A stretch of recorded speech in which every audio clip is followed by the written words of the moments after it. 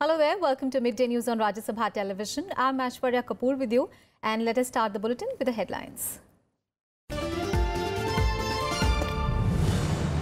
Digital job portal to connect 4 lakh trained youth to over 2,000 recruiters launched by President Nath Kovind. Solar Charkha mission to open up job opportunities for women in rural areas inaugurated. President says that this will boost green economy.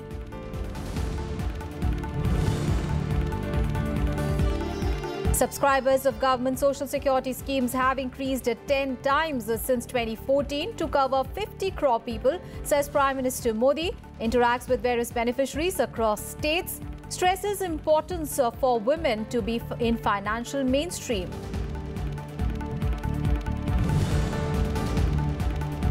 Supreme Court refuses to transfer case of disqualified AIA-DMK MLAs from Madras High Court to the Apex Court, assigns new judge. Disqualified MLAs plead a High Court split verdict with further delay fresh elections to the Assembly seats.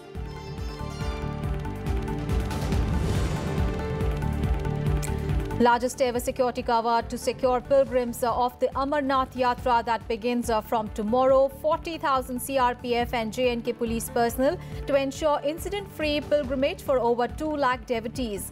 First batch leaves for 2 base camps in Kashmir.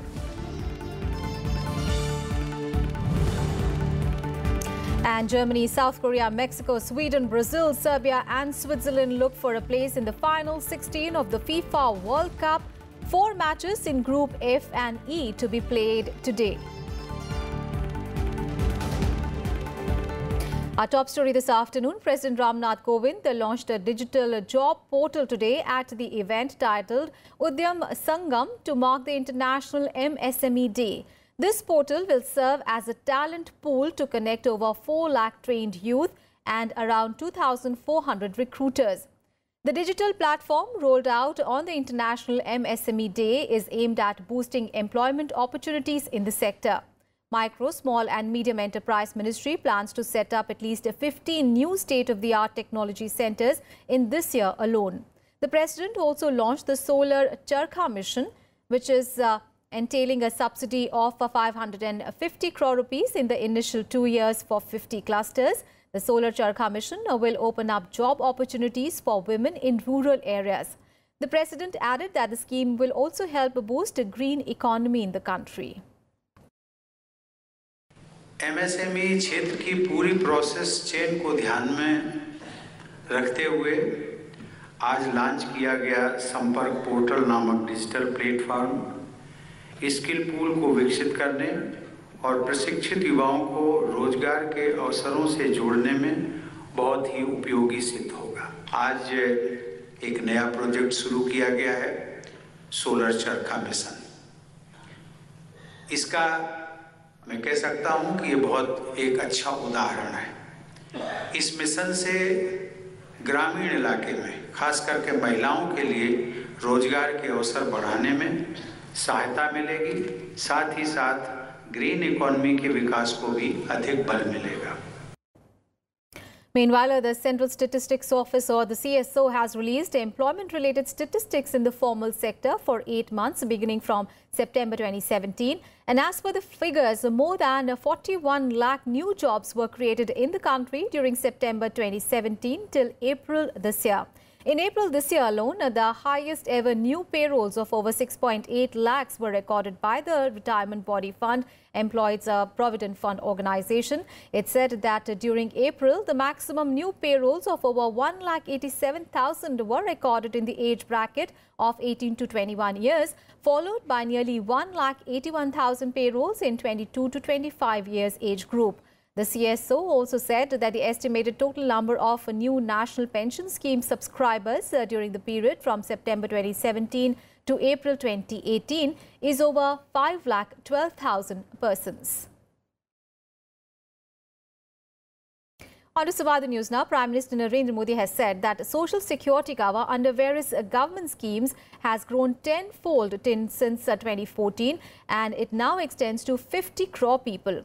Interacting with the beneficiaries of various government social security schemes, the Prime Minister said that about 28 crore new bank accounts have been opened under the Jan Dhan scheme. He further stressed that it is important for women to be in the financial mainstream. The Prime Minister was interacting with the beneficiaries of the Pradhan Mantri Jeevan Jyoti Bima Yojana, Pradhan Mantri Suraksha Bima Yojana and Atal Pension Yojana.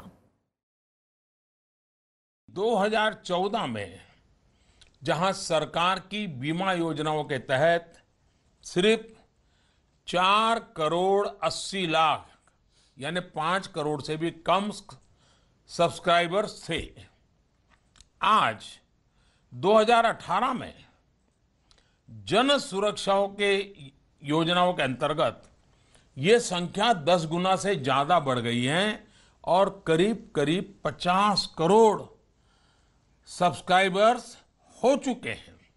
कुल मिलाकर देखें तो प्रधानमंत्री सुरक्षा बीमा योजना, प्रधानमंत्री जीवन ज्योति बीमा योजना और अटल पेंशन योजना, इन 3 योजनाओं के माध्यम से केवल 3 वर्ष में करीब 20 करोड़ लोगों को बीमा योजनाओं के सुरक्षित नेट के अंतर्गत लाया गया है और इनमें से 52%, 50% से ज्यादा लोग हमारे गांवों के हैं, ग्रामीण क्षेत्रों से। सभी योजनाओं के मूल में 2 बातें अहम हैं। पहला कि सभी को बीमा कवर मिले और कम से कम प्रीमियम पर मिले ताकि गरीब से गरीब व्यक्ति भी इसका लाभ उठा सके। हमारी सरकार गरीबों के प्रति संवेदनशील है, गरीबों के कल्याण को महत्व देती है और उन्हें सशक्त बनाने के लिए लगातार प्रयास कर रही है। And the centre has decided to discontinue the overtime allowance given to its employees except operational staff. The move follows a recommendation of the 7th Central Pay Commission in this regard. It has been decided to implement this decision across all the ministries as well as departments and attached and subordinate office of the Government of India. The administration wing of the ministries and departments concerned have been asked to prepare a list of operational staff with full justification for the inclusion of a particular category of staff in the list of operational staff. It has also been decided to link grant of the overtime allowance with the biometric attendance. On to some other news. The Supreme Court has said that it will pass an appropriate order on the plea by BJP leader Subramanian Swamy in the Aircel Maxis case at 2 p.m. today. Subramanian Swamy had registered a plea to be pleaded in the case against an enforcement directorate officer probing the case. The top court had asked Swamy to serve the petitioner the case with a copy of his application. And during the hearing today, the court observed that the 2G spectrum case is a highly sensitive case and that no officer probing the matter should be any cloud. The centre informed the Supreme Court that it is willing to probe the allegations against the ED officer, Rajeshwar Singh. The apex court told Singh that he can't be given a blanket clean chit and that everyone is accountable. And the Supreme Court has refused a plea by 18 disqualified MLAs of the AIADMK to transfer their petitions challenging their disqualification from the Madras High Court to the Apex Court. The Apex Court has assigned a new judge, Justice M. Satyanarayana, in the case. The disqualified MLAs claimed that the split verdict of the High Court given on 14th of June would further delay holding of fresh elections to the Assembly seats. Tamil Nadu Assembly Speaker had in September last year disqualified the 18 MLAs owing allegiance to the sidelined party leader TTV Dinakaran on the ground that they had tried to pull down the AIADMK government in the state. On 14th of June, the Madras High Court had given a split verdict on petitions challenging the disqualification of these legislators, a ruling that maintained a status quo in the corridors of power in Tamil Nadu. And Odisha Chief Minister and BJD President Naveen Patnaik announced his party's support to Prime Minister Narendra Modi's proposal for holding of simultaneous elections to the Lok Sabha and state assemblies. Patnaik added that the elections throughout the year disturb the development works and said that simultaneous polls will serve the country better. The Biju Janata Dal chief aired his views on the matter ahead of the Law Commission's two-day meeting in July with the political parties and other stakeholders on holding of simultaneous elections. The Law Commission had sought Patnaik's views on the Prime Minister's proposal. The Niti Aayog had last year suggested synchronized two-phase Lok Sabha and Assembly polls from 2024. Elections are essential in a democracy. We are elected to work for the people, but having elections throughout the year disturbs the working process for the people. Therefore, we support the Prime Minister's appeal for simultaneous elections. This will serve the country well. On to news from Jammu and Kashmir, where the annual Amarnath Yatra is all set to begin from tomorrow amidst tight security, as the largest ever security cover has been given to secure pilgrims. As per security official, the security cover this year has been strengthened, and more than 40,000 security personnel from the J&K police, paramilitary staff, National Disaster Response Force and the Army have been deployed. The officials have also stated that vehicles carrying pilgrims have been tagged using radio frequency identification equipments to track their movement for safety purposes. A huge assortment of the CCTV cameras and drones have also been deployed. The CRPF has also launched bike-borne quick reaction teams. They will provide immediate assistance to unwell pilgrims and respond to any accident on the Yatra route. A number of bulletproof bunkers have also been set up across the Yatra routes that are being manned by the CRPF. Meanwhile, the first batch of Yatra left for the twin base camps of Baltal and Pahalgam in Kashmir this morning, as nearly 2 lakh pilgrims are registered for the annual pilgrimage to Amarnath this year. The 40-day pilgrimage will conclude on 26th of August. Let's get you all the weather news. When the Met Department has forecast heavy to very heavy rains for the next 3 days in Gujarat and in other various parts of the country for this entire week, including Goa, coastal Karnataka and West Bengal. In Assam, 2 more persons lost their lives in Dotma, taking the death toll in the flood-related incidents to 28. Meanwhile, in Jharkhand, 2 girls were killed in a lightning strike in Palmau district, taking the toll in the similar incidents in the state to 7. In Panaji, a woman and 3 children were injured after a wall adjacent to their house collapsed on them due to incessant rains. Heavy rainfalls occurred at isolated places in the Udaipur and Kota divisions of Rajasthan, with the light to moderate rainfall being recorded at a few places in the state. Also in Bihar, light and moderate rainfall lashed north and eastern parts of the state following the arrival of the southwest monsoon in the state. Meanwhile, pre-monsoon thunderstorm and rains have also commenced in most parts of Himachal Pradesh. Light and moderate rainfall occurred at several places with widespread rains expected in the state as well. And the maximum temperatures dropped slightly at most places in Punjab, Haryana and in Delhi after a few parts of the states were lashed by light to moderate rains. According to the Ministry of Water Resources, there is a likelihood of rise in water levels in various river basins of the entire country. Rivers having sources in Western Ghats and flowing into the Arabian Sea may witness flash floods. We'll slip into a very short break here. News and updates continue. Stay tuned.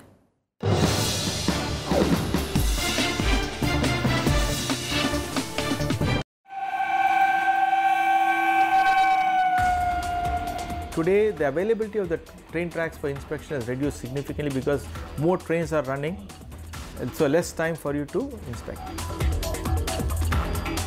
All these components are made of materials that are very fatigue resistant. You certainly cannot make them ideal. So the question is, how can I make this safer and how can I make this more productive? So we actually do X-rays or ultrasound at the stage of production to make sure there are no defects in these components. So we have developed a prototype system and delivered to the Southern Railways, which they then continue to use it for quite some time. Watch Eureka with Professor K. Balasubramanian. Head of Center for Non-Destructive Evaluation at IIT Madras, only on Rajya Sabha TV.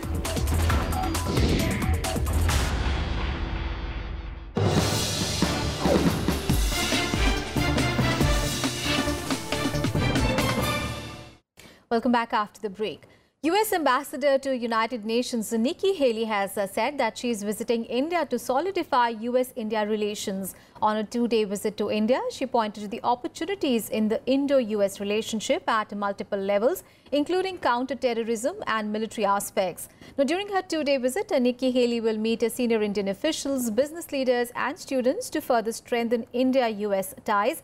She is also likely to call on Prime Minister Narendra Modi and also meet senior officials from the Ministry of External Affairs. Haley will deliver remarks to a group of business and government leaders, students and civil society on advancing U.S.-India relations. Haley's visit comes ahead of the first 2+2 dialogue between the foreign and defense ministers of India and the U.S. in Washington on 6th of July. Earlier in the day, Haley also visited Humayun's tomb in Delhi.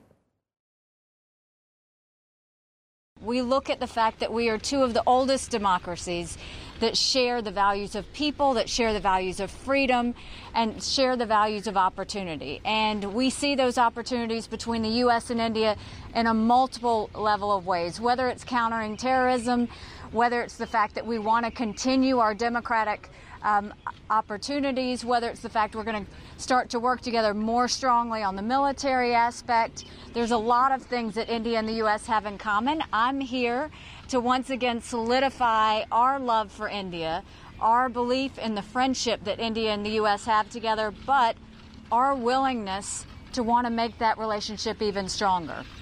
In this day and time, we see more and more reasons for India and the U.S. to come together. Meanwhile, U.S. President Donald Trump has accused India of charging as high as 100% tariff on the import of American products. Donald Trump said this in reference to the U.S.-based company Harley-Davidson's announcement to shift some of the production of their motorcycles overseas against the imposition of steep import tariffs by the European Union. Donald Trump's charge comes ahead of the next week's maiden 2+2 dialogue with India. He was responding to a question in his recent decisions to impose tariffs on the import of foreign products. Donald Trump defended it by arguing that this is in retaliation to the imbalance of trade that the U.S. has with the main trading partners, including India, China and the European Union. India and the U.S. will hold the first 2+2 dialogue next week. External Affairs Minister Sushma Swaraj and Defense Minister Nirmala Sitharaman will be in the U.S. For talks with their American counterparts, Secretary of State Mike Pompeo and Defense Secretary James Mattis. I was the one that explained to Harley about 100% tax in India, where they had a tariff of 100%, and I got it down to a much lower number. I think it's 50%, which is far too much, but they were paying 100% tariff. Now, Prime Minister Modi brought it way down, but it's still way too high. No, I will say this, John. Other countries are negotiating. And without tariffs, you could never do that. And if they don't want to negotiate, then we'll do the tariffs. And just remember, we're the bank. We're the bank that everybody wants to steal from and plunder. And it can't be that way anymore. And in what could be termed as one of Donald Trump's biggest victories of his presidency, the U.S. Supreme Court has upheld his travel ban targeting several Muslim-majority countries. The 5-4 majority ruling rejected the argument that the ban represented unconstitutional religious discrimination. The top court's order came after lower courts had blocked Donald Trump's travel ban, which was announced in September last year, as well as two prior versions in legal challenges brought by the state of Hawaii and others. Now, Donald Trump hailed the Supreme Court's ruling, saying that it was a great victory for the nation and the Constitution. However, scores of people took to the streets of New York after the U.S. Supreme Court verdict. The fact that today's Supreme Court ruling just coming out, a tremendous success, a tremendous victory for the American people and for our Constitution. This is a great victory for our Constitution. We have to be tough and we have to be safe and we have to be secure. At a minimum, we have to make sure that we vet people coming into the country. Meanwhile, in another development, 17 U.S. states have sued the Trump administration over its cruel and unlawful breakup of migrant families in the country. The legal action objects to the policy of refusing entry to the asylum seekers at the U.S.-Mexico border. News from the UK now. The British government's Brexit bill, which will enable the UK to leave the European Union, officially became law on Tuesday. This after EU withdrawal bill was given the royal assent by Queen Elizabeth II. The bill gives Prime Minister Theresa May's government the power to transfer thousands of pieces of EU legislation into British law after Brexit. The law will also repeal the 1972 European Communities Act, which took Britain into the EU. According to the Act, Britain will withdraw from the European Union on 29th of March 2019 at 11 p.m. GMT. British Secretary of Brexit, David Davis, described the royal assent as a landmark moment in British preparations for leaving the European Union. Let's get you all the action from the Football World Cup in Russia.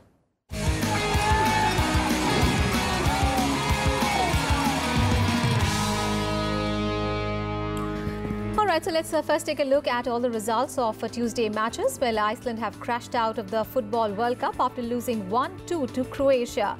And with this win, Croatia secured first place in Group D after the hard-fought win.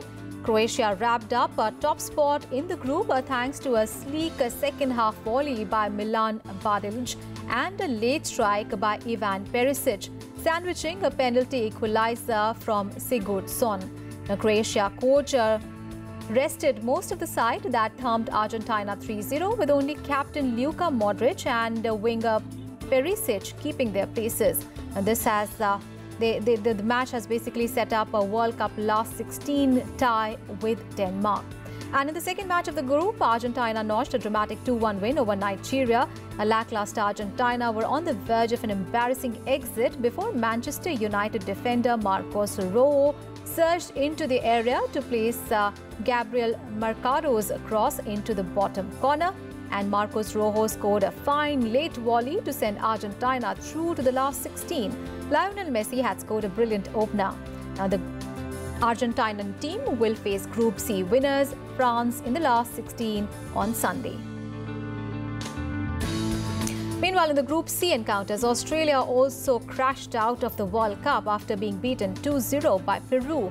Peru recorded their first win at a World Cup final since 1978 as they beat Australia in the last match of the tournament for both the sides. Australia needed to defeat already eliminated Peru and hope that France beat Denmark in order to reach the last 16. This victory is only Peru's fifth in their history in the game. Australia failed to win a match at the World Cup tournament for the third time in their 5 participations. And it was also the first goalless draw of the tournament as Denmark and France match ended 0-0. The two teams are in the last 16. A draw was good enough to see a much-changed French side top the Group C, while Denmark knew that a point would be enough for them as well, even if Australia beat Peru.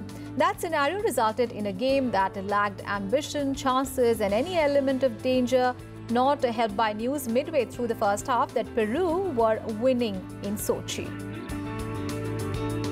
And on day 14 of the tournament today, here are the matches that will be played. South Korea play Germany at 7:30 p.m. in the first of the 2 Group F matches. And in the second match in the Group F, Mexico will take on Sweden at 7:30 p.m. And 2 late-night matches will be played in Group E today. Serbia take on Brazil at 11:30 p.m. and Switzerland and Costa Rica will clash in the second encounter in the group. For all the in-depth analysis of all the day's matches with our experts in the studio, do watch our special daily show on the FIFA World Cup every day at 7 p.m.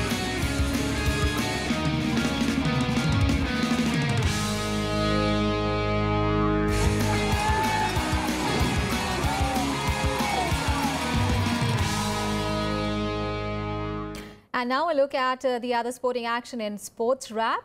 The 58th National Interstate The 58th National Interstate Senior Athletics Meet got off to a flying start at Indira Gandhi Indoor Stadium in Guwahati on Tuesday. Assam Chief Minister Sarbanand Sonowal was the chief guest in the inaugural ceremony.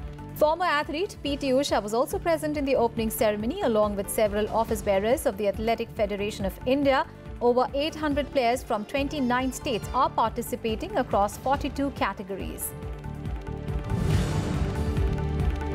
Saina Nehwal has entered the pre-quarterfinals of the Malaysian Open Badminton Tournament in Kuala Lumpur. In her opening game on Tuesday, she beat Hong Kong's Yip Pui Yin in straight games, 21-12, 21-16 to progress. World number 3 PV Sindhu and 7th seed Kidambi Srikanth are yet to play their first round matches. India look to continue their winning spree as they take on world champions Australia in the Champions Trophy hockey tournament in Netherlands today. In pursuit of their maiden Champions Trophy title in the 37th and the final edition of the event, India have beaten Pakistan 4-0 before stunning world number 2 and reigning Olympic champions Argentina 2-1 in their opening 2 games. India are now leading the 6-team standings with 6 points from 2 wins. India begin their long tour of the UK with the first T20 international against Ireland in Dublin today. This will be the first of the T20 that India will be playing against Ireland, who were recently granted Test status. The series is being considered a stiff test for India, especially when they begin the England tour of the leg of the tour. The T20 match begins at 8:30 p.m. And with that, we come to the end of this edition of Midday News. Thanks so much for watching.